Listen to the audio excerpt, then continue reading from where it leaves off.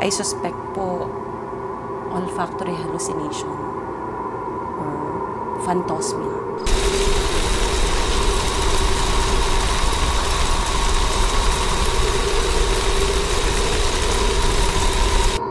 Wala akong karapatang pumatay ng tao. Walang sinumang may karapatang pumatay ng tao. Kailanman ay hindi tungkulin ang pumatay ng tao. Hindi totoong napatay ko ang dalawang lalaking yon noon sa Pook dating Batis dahil inatake nila ako.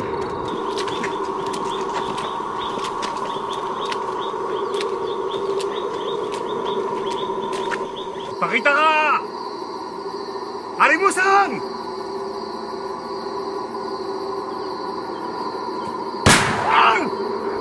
Reyna!